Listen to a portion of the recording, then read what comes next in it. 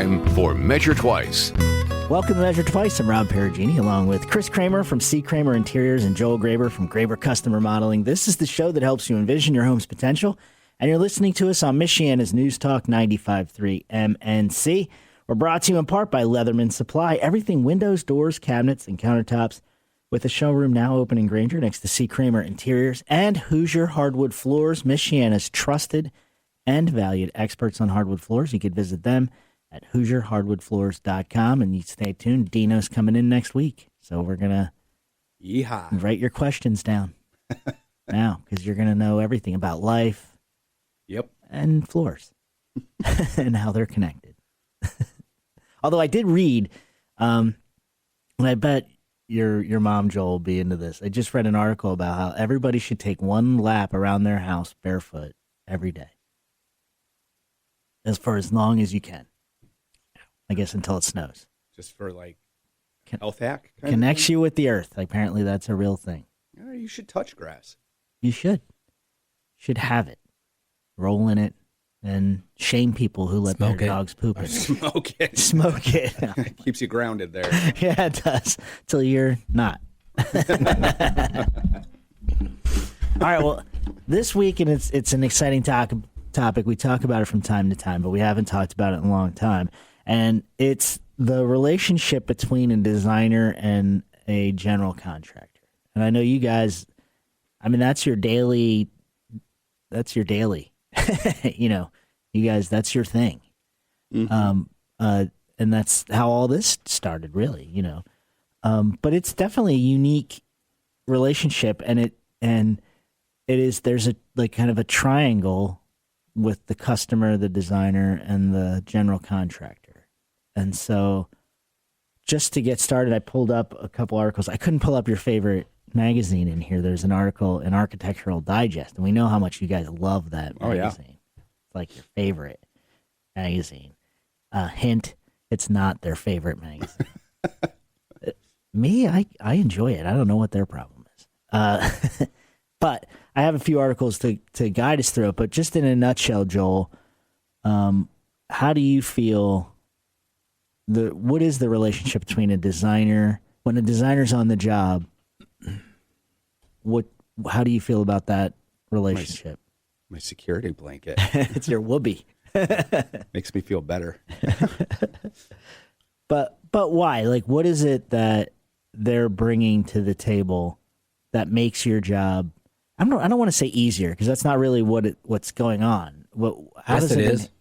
I didn't want to diminish the role. You know what I mean? Mm-hmm. Like, and that kind of diminishes the role to me, because it's still hard work. We're both working. It's not like right. Yeah. We each have a role, and to try to try to fill the shoes of a designer, that's not who we are. Sure, we've seen a lot, and we understand like traffic patterns and flows and things like that. But we're like big picture designers. A good designer sees the big picture, where it's, you know, where is furniture going to sit? What, you know, and how is this going to operate with the overall build or remodel? Whether it's a kitchen, you know, a big renovation with an addition, you know, things like that. Those things. A designer, that's what they're trained to look at. And so it's just not really it's not necessarily our wheelhouse. Right. We can kind of stumble our way through it, but not at the level. At the level of the work that we're doing, it doesn't make sense for us to be trying to fill that role. Right. Right. So, and it sounds to me like you get to know what's actually going on and what you're doing a lot more efficiently than if you didn't have a designer, you know. Well, and a good designer helps problem solve. You know, because we're talking with them about the finishes, about the lighting packages, about plumbing fixtures, all of these different things and how they come together And then when we'll run inevitably, we're going to run into an issue as far as like, can we get that fixture, that light fixture there? Right. Well, this overall design, now we can go to the designer and say, this is the issue that we're running into. We think we can do this, but what do you think? Right. So it does make your job easier. Actually, technically, I don't know if there's a better way to say it. You know. Well, the contractor doesn't have time to do all the work that a designer does and be able to do the project. Right. In your mind, Chris, how do you see the designer role with the general contractor? What's our role? Yeah. Basically, it's to facilitate the design through the contractor, but we are the ones that Joel just said, we do the troubleshooting. We work directly with the client more than the contractor does in certain respects. We troubleshoot. We have the whole picture, like Joel said. We guide them through the selection processes so that the contractor doesn't get bogged down with the selections. It's like, to me, what I hear when I hear you guys describe this, I'm always like, it's almost like the designer is the psychologist on site, because there's decisions and emotions and passions and whatever that the homeowner will have because it's their home. Right. And the designer is the expert, not at just design. So let's set that aside. You're a great designer, but a good designer is also a good decision maker helper. I don't know. Well, they're helping to create an overall feel. Yeah. Right? Because your home is more than just sticks and drywall and fasteners and insulation, windows, whatever. It's all of these things put together to make it your home, and your home has a feel. And the designer really, they help to take the homeowner's ideas and the feel that they want and help to bring that to life.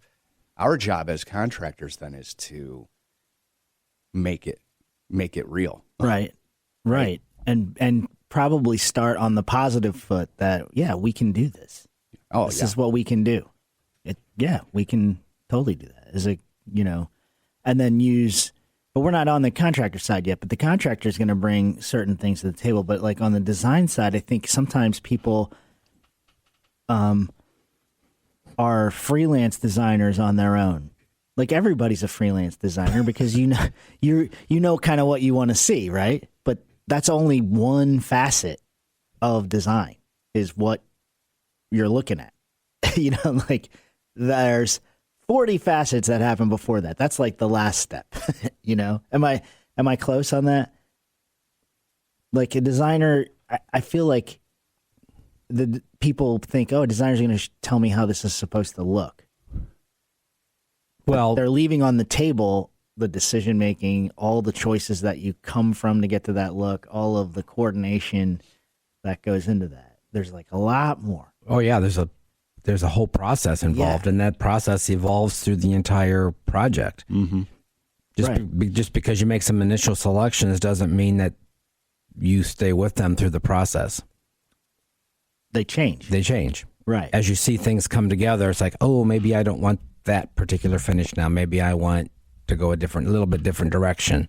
There has to be some flexibility in the design. And when you're working with a contractor, sometimes the contractor catches things that. Oh yeah, that's their job. Right.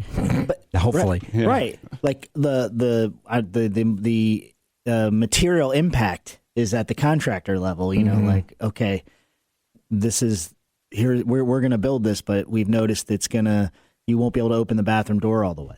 Or something. Whatever these things are. I don't know. I mean, a good designer typically. I know. I picked that. I was reading there are some mind. who don't think beyond just the design. Right. They don't see that. They don't. What Chris? Chris sees that stuff. So really good. I use that as an example because it's easy to visualize. But really, what happens is there's a plumbing vent that can't be moved because the HVAC is blah blah blah.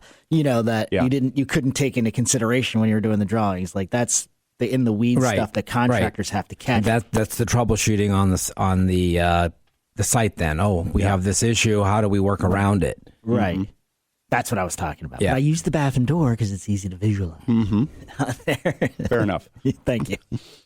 But Like when you open a cabinet drawer and it hits the casing of the door, and you can't open it all the way. you want to talk about because somebody missed that little detail. Yep. a 1/4-inch detail that ruins an entire bathroom. Yeah.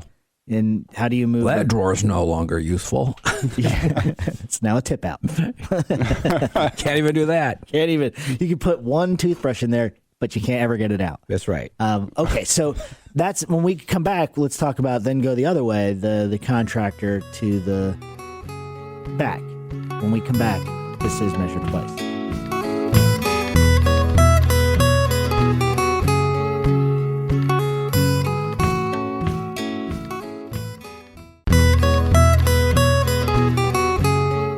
Welcome back to Measure Twice. I'm Rob Perugini, along with Joel Graber from Graber Customer Modeling and Chris Kramer from C. Kramer Interiors. This is the show that helps you envision your home's potential, and you're listening to us on Michiana's News Talk 95.3 MNC.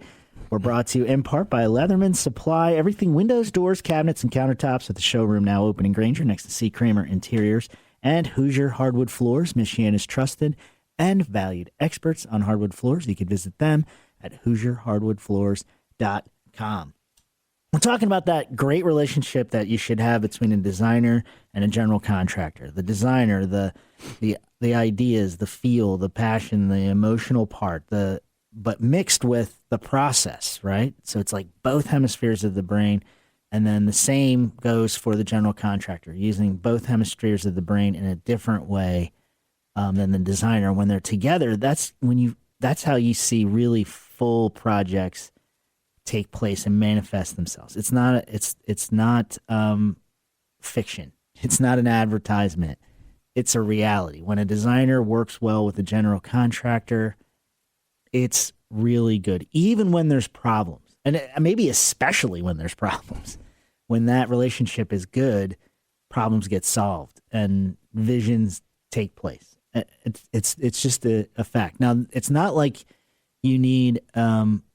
It's not like if you're replacing your sink basin, like I don't know that you need all that. You know what I mean? But for jobs that you're spending real money on, it's kind of important to have that relationship, I think.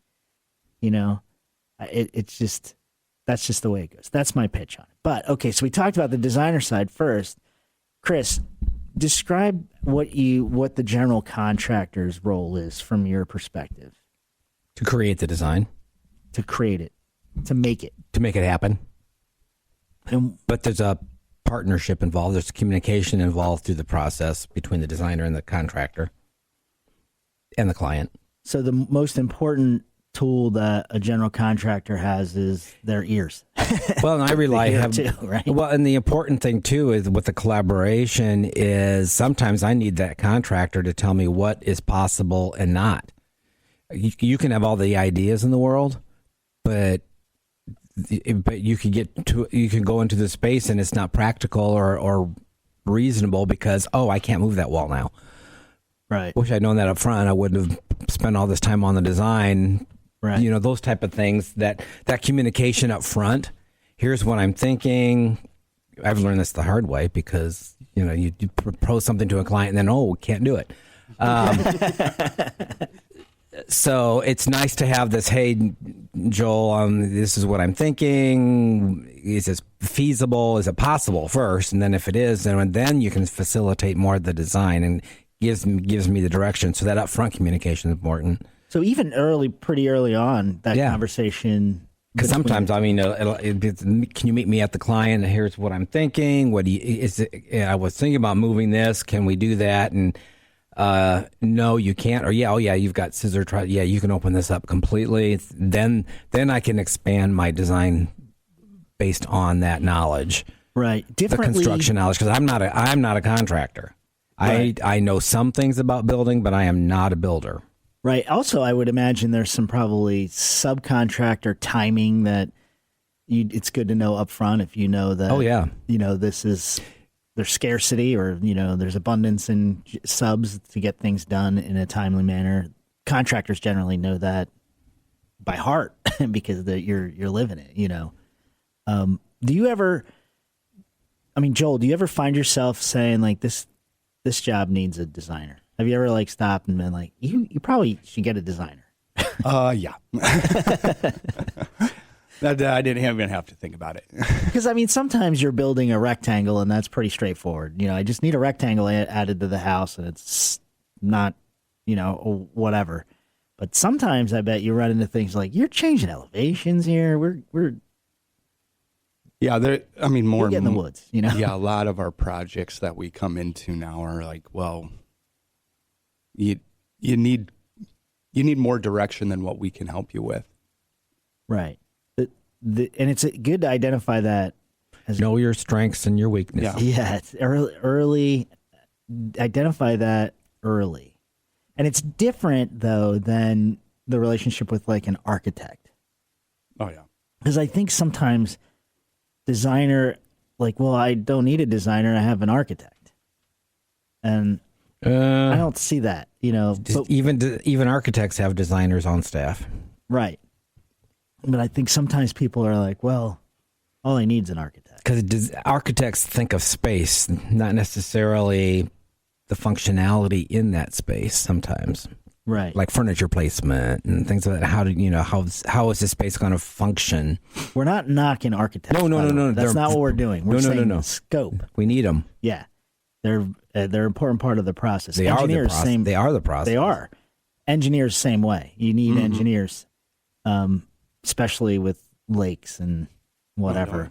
Why? I know, I brought that up. That's a little bit of pain for Joel. Did that on purpose. But there's need, but I think with the relationship with the general contractor and the designer, you guys are the two in the middle of all that whirlwind, that's going on. What do you think are some signs, Joel, of a great designer? I know you're sitting next to one. So that's not my point. My point is, like, if somebody's listening right now, yeah, Chris is only one man. Well, yeah, no. So a couple things come to mind. One is, are they talking about your design, or is it their design? Because that tells you a lot about how they think about your home. Because I've worked with designers who it's their design, and that ends up being, it can be 50-50. Like, it can end up being where it's really not what they want. The other thing that happens when it's like my design, when it's a designer it's my design rather than their design, they usually ends up being way more expensive. Because a designer will come in and I want this outlet moved after everything, Right. Drywall's finished. It's like that costs a lot of money. I mean, more than you want, probably. I think that's a great point, because I don't think necessarily people look at the design side as it's going to save me money, because it sounds like an expense or a luxury, and it's like, no, you're actually saving money. First of all, your time, because you're not, the customer doesn't have to sit and come up with all this stuff. They get to do the fun part and dream, and then hand the dream over to a designer who can say, well, this is reality, this is possible, this is, what have you. And then you don't get those as many changes after the fact. That's the really expensive stuff. Like, you kind of avoid that. Moving. You try. Yeah. You reduce them at least. You try. Yeah. Well, there's a difference between, like, you will have, it's not inevitable, but there's a good chance that there's going to be something that ends up getting changed. But that should be driven by the homeowner or by necessity based off of what's found in structure. Environmental Yeah. That should not be driven by a designer coming in and saying, I don't like this. This needs to change. Well, if you don't like this, why did you design it that way in the first place? Well, and or you didn't think through some of the basic stuff like Right. the electrical plan. Like there's a lot of time, when I'm working with Chris and his team, we're talking. I'm asking them about the electrical plan. I want to see how they've laid this out because that's the direction for that. Yeah, it's not all throw pillows and fabric. oh gosh, You know, no. like it's not that. You know what? It's so interesting to me because that's when I'm working on a project like that. I'm not thinking.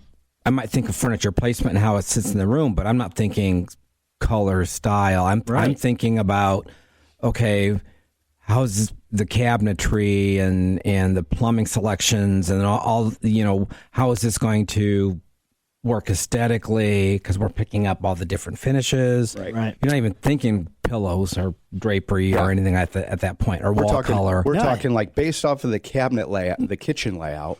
Where are lights going to Yep. be? Oh, right. Physically, where are we placing them? Because that matters. Right. And then also, where are the switches for these? Yep. Will this counter be lit well enough? Right. Using just overhead light. Well, and then there's Somebody has to clients that do not want outlets in their backsplash, so they want the outlets underneath the cabinets so that it's all nice and clean. Which I'm going to tell you, very smart look. Just going to say. Yeah, but again, what's really critically important to me and my team is we facilitate your design. It's not Chris Kramer's design. Right. We take your concepts, your ideas, your wants, and bring it together, and then you approve it.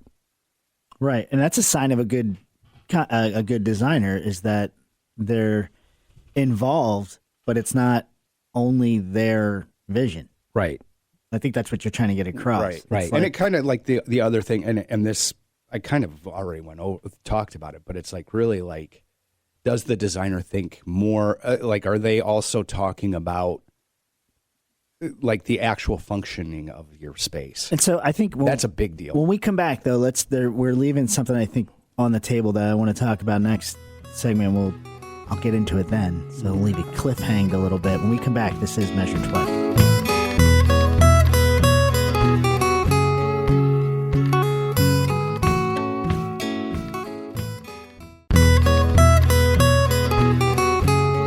Welcome back to Measure Twice. I'm Rob Perugini, along with Chris Kramer from C. Kramer Interiors and Joel Graber from Graber Custom Remodeling. This is the show that helps you envision your home's potential, and you're listening to us on Michiana's News Talk 95.3 MNC, brought to you by Leatherman Supply. Everything windows, doors, cabinets, and countertops, with a showroom now open in Granger next to C. Kramer Interiors and Hoosier Hardwood Floors, Michiana's trusted and valued experts on hardwood floors. You can visit them at HoosierHardwoodFloors.com. We're talking about that relationship between a general contractor and a designer, and I think that Joel and Chris are they just live by these rules. So I think it's one of the reasons why this hasn't come up till now. But I'm going to bring it up since you guys didn't bring it up. Oh, here we go. It's one of the most valuable things that comes out of the relationship between a contractor and a designer is that you each hold the project to certain standards, quality standards. Like a customer doesn't necessarily know the difference from what's behind the walls. Like they don't, even if they were looking at it. I mean, unless you were a carpenter for your whole life, then you might. But generally, people are accountants, lawyers, teachers, nurses, regular folk who don't do this. So they could be looking at work that's not proper, and they wouldn't. I mean, you don't know because you don't do it, right? Having a good team of designer and contractor assures that the standard of work is at the maximums, not the minimums. I think that's super important. Well, and the quality of material, exactly. Also, part of the standards, right? Part of Like, the what are standards. we getting? And you've talked about this before. Both of you have. It's like, where does compromise come in if you want to save some costs? Like, are you spending smart money for the things? Like, you don't need, to have cement walls. I'm using something exaggerating, right? Right. So you don't spend $1 billion on something that you don't need to, but you do spend it here in XYZ right? Right, yeah. That type of give and take so that you're not just spending the most for every single thing, right? Using buckshot. I'm just going to spend a lot on everything so everything is high quality. And that still doesn't necessarily mean it is. It really still doesn't guarantee it. And I think that's one of the things that is a powerful tool that a good designer and a good contractor bring to the table. Smart money. Right. Smart money. And, here's my budget, and then you're like, okay, how do I make the best out of this money? Where do I go to get them the best quality for the dollar? Right. Oh, I have these resources. I think I'd look at this. Exactly. And not compromise. People give you a budget? Yes. Joel's I like, wish what? they would. What? I'm like, just figure it out. Let me know. And then I tell them numbers, and they're like, oh, boy. Because most people have no idea. Yeah. But again, that's where a designer comes in. It's a softer talk. Right, because we've had instances where we've had to say, oh, this is your budget. Here's what I think you should do. We can help you with selections, but I think you need to go talk to X, Y, and Z, because then, like, for example, we had somebody that wanted a kitchen remodel, but the budget was really, really low, and there was no way we could really accommodate it. So we suggested that they go to Leatherman Supply, because you're getting the design plus the cabinetry versus, you're paying for us, and they have levels of cabinetry, so you can go with a lower, it's still a decent cabinet. But. Right, exactly. But we're kind of the middleman at that point. Right. So cut us out. Go work they can accommodate you. If you need help with finish selections, we can help you do that. But this will accommodate your budget. Exactly. You point them where the smarter money goes. Right. Whether we're part of it or not, we try to help make sure that we give them what they need. And that relationship allows room for you to spend up on the things that you need to spend up for, because you're not blowing it on something that... Right. But at the same time, we're not trying to walk away from a project. But at the same time, if we can help you accommodate what you need, we'll point you in a direction, whether we're involved with it or not, to make sure you get what you need. Right. I would consider that relationship building. Exactly. Yeah. You're not using... So a good contractor, good designer, a good salesperson, actually, how about that, won't ask you how much money you have and figure out how to spend it all. Right. Like that's not their role. No, right. Their role is to say, this is how much money you have. What's the most efficient way to do this project, knowing we have that much money? Because spending it all isn't the goal. Right. A proper contract, a proper project is the goal. Right. Correct. I don't know how else to put it. And it's a big responsibility to be in charge of somebody's money. Yeah. Yeah. It's both sides of that equation are personal, right? Very the living personal. space is personal, and budget is very personal. Yeah. It's not dentistry. Yeah. Where Right. it's personal. Yeah. Our goal is to get you the best for the best dollar, essentially. And that relationship, having a healthy relationship between contractor and designer, is the footing for that, is the foundation of that, right? Because if your contractor isn't honestly communicating with the designer, and the designer's not honestly communicating with the contractor, that can be an issue. And I think that's what, I would say every project, this happens on every project, is we make the selections, and then then we get the quote back, or the customer gets the quote, and it's like, oh, this is more than I want to spend. Then it's my job to say, oh, yeah, I didn't realize it was going to be that high. Here's some alternatives to bring that number back into line with what you want to spend. Right. So then we go back and make some reselections to get closer to their budget. Doesn't it make you admire like septic services who get to come in and say, this is how much this costs and walk away, because that's how much it costs. Yeah. In other terms of a project, right? There is some give and take. Yeah. Right. Some things have less nuance. Yes. Exactly. That's a great way to put it. It's like, and I'm picking on septic service. It's a highly necessary. Right. You need it. You can't not have it. And it costs what And it costs. what it So costs, yeah. all the other costs work around that cost. And there are certain things that I pick in that. Pretty because crappy. It is pretty, it really sucks, actually. Enough of the poop humor. We were going to get there. It only took us 3 segments this time. That's funny. But that's the thing. There are some things you can work around, make certain decisions to leave room for the things you can't work Yeah, around. and there are things that are more important that where the dollar should go versus we can pull back other areas to give you the look. But yeah, here's where the money should go versus let's balance this out. Let me give a real world example. I was talking to Josh, Joel's brother, about replacing my sink in my garage. Okay. Just personally, right? And I had no real reason. It was just like, it's kind of ugly. And he looked me square in the eye and he said, "Who cares?" I was thinking the same thing. It's the garage. Right.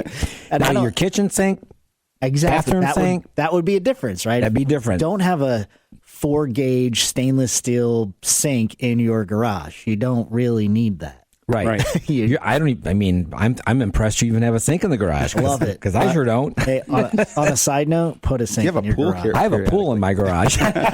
Only when it rains. It's really a pond. It's really a pond. Yeah. It does grow algae. I'm just kidding.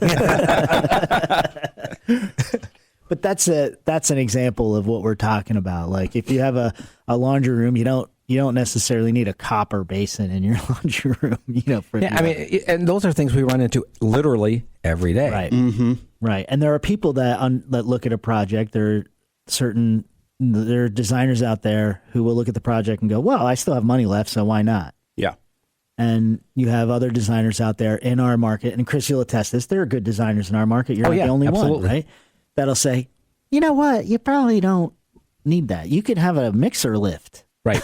in your cabinet and go with a regular basin in your laundry room." Yep. This is wouldn't you rather spend the money there than there? And then again, for me as a designer, there's the companies we work with who also help us with that as well. Right. You have the relationships out there that Right. will also say, And and the relationship that I appreciate is the, "Are you sure you want to do that?" Or we can't accommodate that, or "Have you thought about doing something a different way?" And it's like, "Oh no, that's fantastic. Thank you because we're only as good as what we're exposed to." right. Right. And when you're working with certain companies out there who will come up with maybe "Hey, have you thought about maybe if you move this over here, you could accommodate this?" And you're like, "Oh, that's brilliant. I didn't even think about it." Right.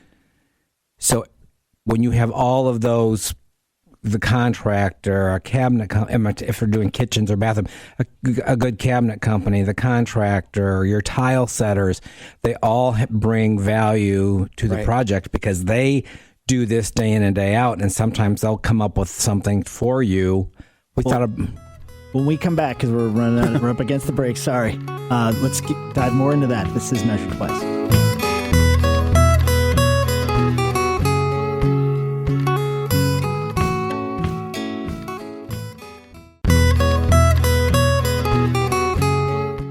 Welcome back to Measure Twice. I'm Rob Perugini, along with Joel Graber from Graber Customer Modeling and Chris Kramer from C. Kramer Interiors. This is the show that helps you envision your home's potential, and you're listening to us on Michiana's News Talk, 95.3 MNC. We're brought to you in part by Leatherman Supply. Everything windows, doors, cabinets, and countertops, with the showroom now open in Granger next to C. Kramer Interiors and Hoosier Hardwood Floors.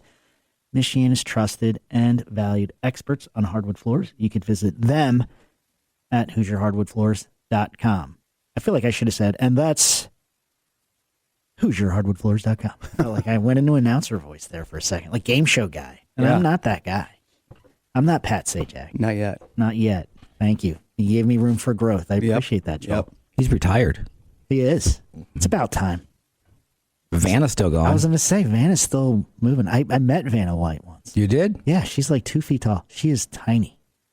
Wonderful lady, by the way. She has to sleep Super in nice. a cryo chamber or something, right? She must. She's not aging. Or She's like, I remember as a kid, like she looks about the same. I know there's a point where all the like Sajak and all those people on TV, they move from like makeup artist to like mortician does their makeup to just rebuild their look. Like, oof.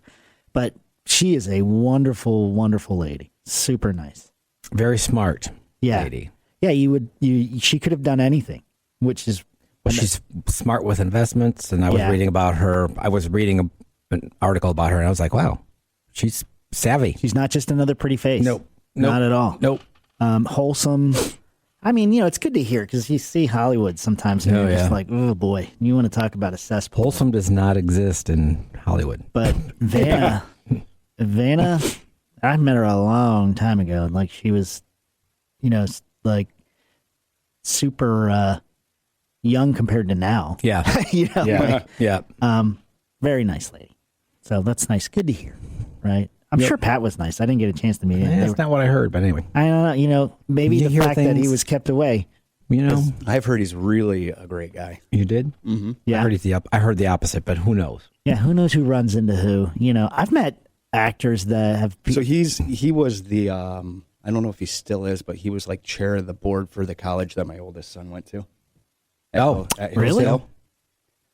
And I've talked to some of the people that I know that are there. They would know him love personally. Yeah. Yeah, that's good to They hear. say he's just a fantastic guy. You want Pat Sajak to be a great guy. Yeah. I would. Yeah, because he's Yeah. very personable on TV, and he's like, When Alex Trebek was alive, everybody's like, nicest guy to ever live. But he's Canadian, so he had a head start. I was going to say, he like, had a head start. that's because you don't know anybody that's Canadian. That's right. The meanest person in Canada is still in the middle Yeah. of politeness here.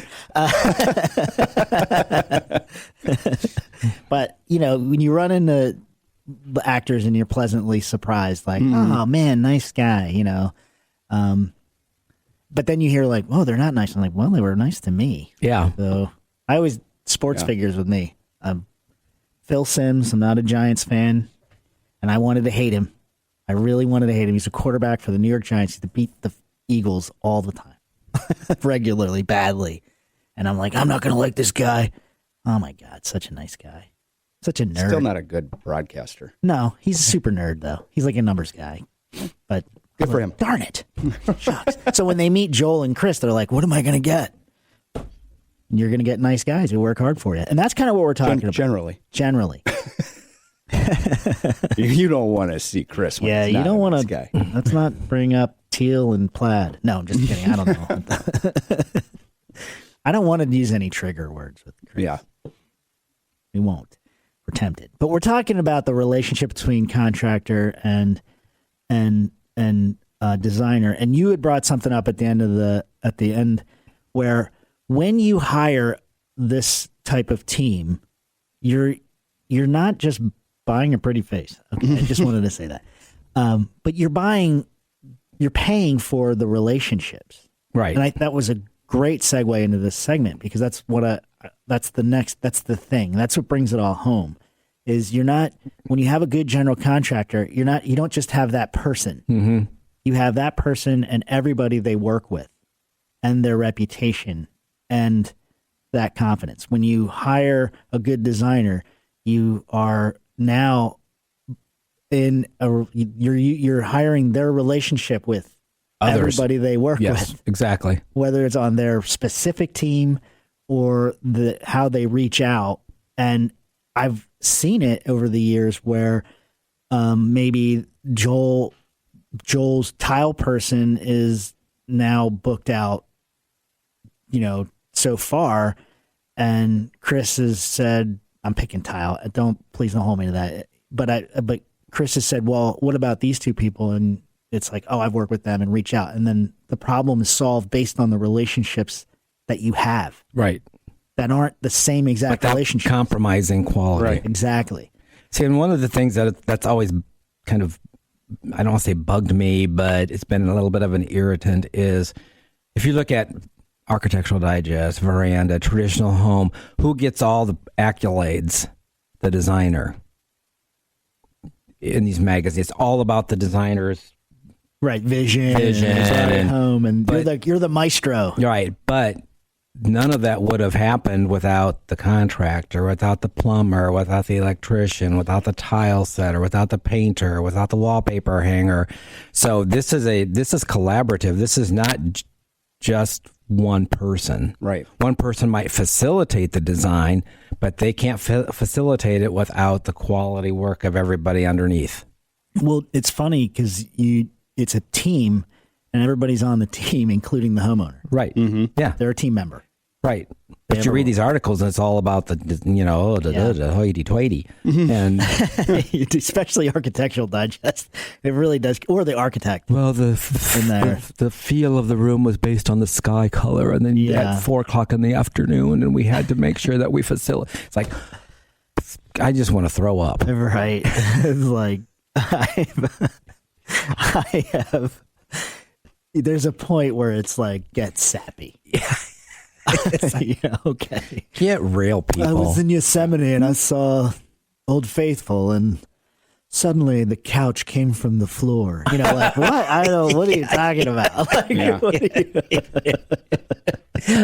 The inspiration for the wall was this rock formation we saw. And yeah, Right. exactly. It's like, Right. really? Why is there an ottoman in the middle of the kitchen? Well, I was in Diego Garcia, and what? You know, if you have to explain it, sometimes it's not right. I shouldn't pick on it like that, but that's, But it's the truth, and I think you're making your exaggerative point makes a good point. If you're a homeowner and you're working with a designer who's teamed up with a contractor, and they have to explain something in such detail like that, might be a red flag. Yeah. Maybe it should maybe well, raise a flag for you. I think the client would be like, Huh? What? Yeah, exactly. What? Do we really want this person working on this? Yeah, like, this is a little abstract, and I'm just picturing a guy like Joel being like, "Where do the nails go?" You know, we're doing copper nails because it picked up. Yeah. Because I saw it in inspiration. Oh, the Red Rock. I don't know. Yeah. I just the airport's 14 miles from here, so we're using airplane screws for everything as an homage to the 747. it sounds ridiculous, but trust me. Pick up an Architectural Digest. Yes. That's why I wish I could pull the article up here, because I was gonna just needle you guys with it, because it was stuff like that was in it. He was looking forward always. Yeah, because they were talking about terms like, well, it was the relationship that an artist has with the brush. That was Oh, from the my article. word. I was like, I can't wait to say this out loud to them, and I couldn't pull it up. We're facilitating your design. Exactly, and that's all we got. This is Measure Twice. Podcasts by Federated Media.